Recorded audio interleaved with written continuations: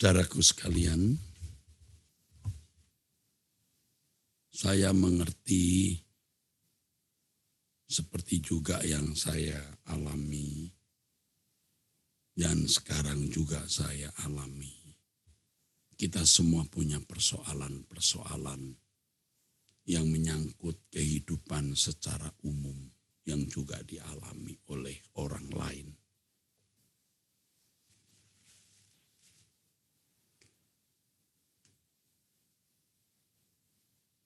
Tetapi janganlah kita terfokus kepada persoalan-persoalan itu. Saudara mengalami persoalan ekonomi, kesehatan, sakit penyakit, perlakuan jahat orang terhadap saudara dan lain sebagainya. Jangan kita fokus kepada hal itu.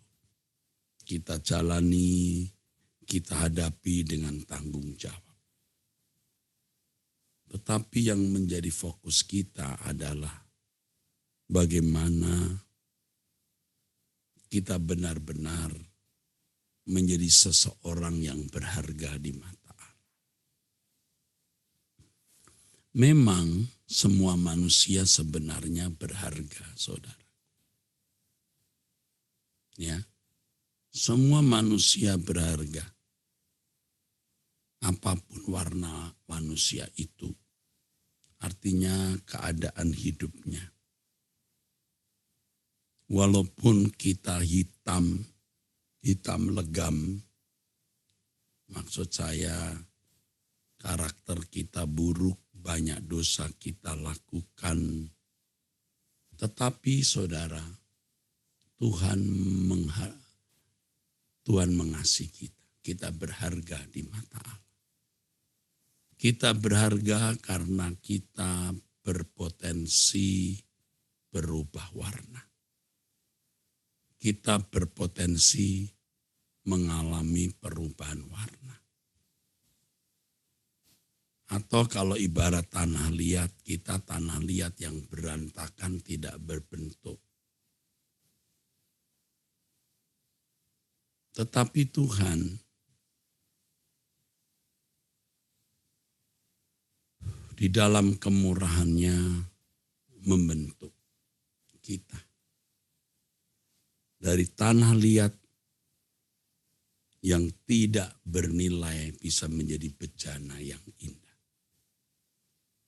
Jadi kita berharga karena kita memang dikasih Allah dan kita bisa menjadi bejana yang indah yang bisa menjadi hiasan rumah Bapa nanti.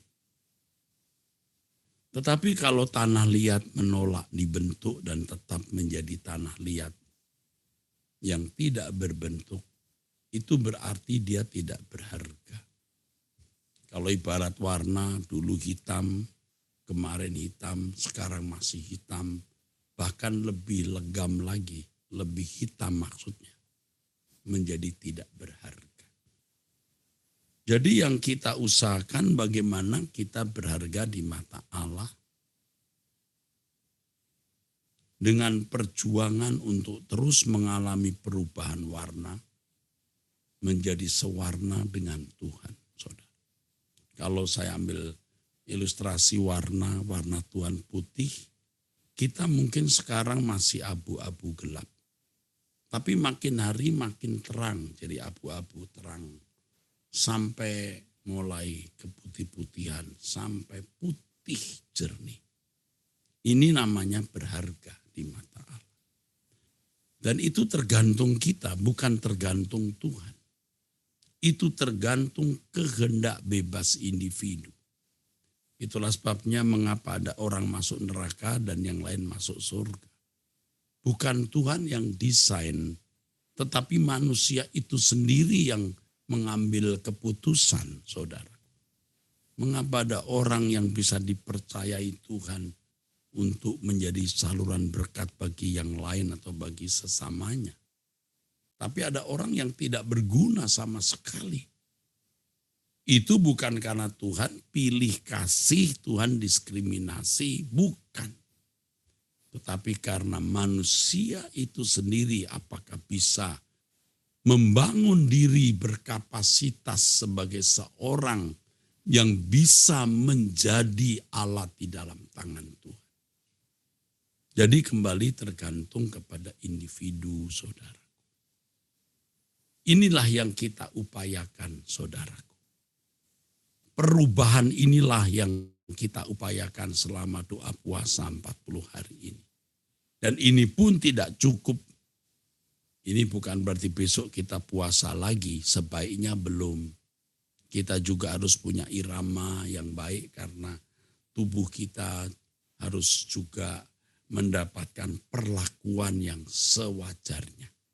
40 hari tidak wajar sebenarnya. Biasa makan sehari 2 kali, 3 kali, ini hanya sekali, saudara. Ya, kita bisa berjam-jam tidak makan, saudara. Nah, ini sudah kita lakukan. Tetapi tidak cukup hari ini lalu kita berhenti berubah. Ini salah. Besok kita masih berdoa pagi jam 5 pagi. Nanti malam kita ikut doa malam. Saudara bisa hadir di Mall Arta Gading lantai 5. Dan rasanya saat-saat seperti itu, saat-saat yang kita nanti-nantikan. Saat kita di hadirat Allah semesta alam, satu-satunya Allah yang benar, Bapa yang maha baik, yang berkuasa mengubah kita. Hanya Kau Tuhan yang dapat melakukan. Oleh kuasa Roh Suci, hidup dibaharui. Makanya tadi kita berdoa dalam pujian lawatlah aku Tuhan. Ini yang harus kita usahakan. Saudara punya persoalan, saya juga punya persoalan. Saya benar-benar sudah berdoa minta agar Tuhan membuat mujizat-mujizat. Tetapi suatu malam lewat sebuah mimpi, saya diingatkan Tuhan. Bahwa mereka naik dulu, Erastus. Bawa mereka naik dulu, ya. Saya tidak perlu menjelaskan secara detail. Tapi intinya bawa naik dulu. Ya. Lalu tadi juga sempat saya pikir, untuk apa Anda sembuh tetapi rohanimu tidak sembuh. Tubuhmu sembuh tapi jiwamu tidak sembuh. Saya bukan tidak percaya mujizat, saya percaya mujizat. Saya merindukan saudara dan saya miliki tubuh sehat, ekonomi baik, sehingga kita tidak terhalang, tidak terganggu dalam pelayanan bagi Tuhan. Tetapi yang penting sekarang kita terbang dulu, naik dulu saudaraku. Hidup yang diubah, hidup yang dibaharui, itu yang pertama dulu kita upayakan, kita usahakan. Jadi saudara jangan merasa masih berhutang karena punya masalah ini, masalah itu. Ya karena belum sembuh, belum dapat jodoh, belum punya anak, ekonomi belum membaik, usaha masih belum bagus. Jangan itu dianggap hutang yang harus dibayar segera. Ya, jangan seperti hutang yang harus dibayar segera. Hutang yang kita harus bayar segera, saudaraku, adalah bagaimana kita menjadi berharga. Ketika Tuhan melihat perubahan demi perubahan, Tuhan melihat kita memang patut dihargai. Kalau tidak, akan menjadi sampah abadi. Jadi ini yang kita usahakan, perubahan-perubahan itu. Dan itu tergantung kita. Apa kita bangun pagi, kita berdoa. Kita mendengarkan Truth ID dengan tekun, mendengarkan khotbah. Dan beberapa acara yang bisa membangun iman. Oleh sebab itu satu pesan penting yang saya harus sampaikan. Yang suatu hari akan saya jadikan khotbah. Jangan membuka atmosfer. Jangan membuka diri untuk atmosfer dunia. Kesenangan-kesenangan dunia, apalagi nafsu-nafsu yang masih mau dibangkitkan.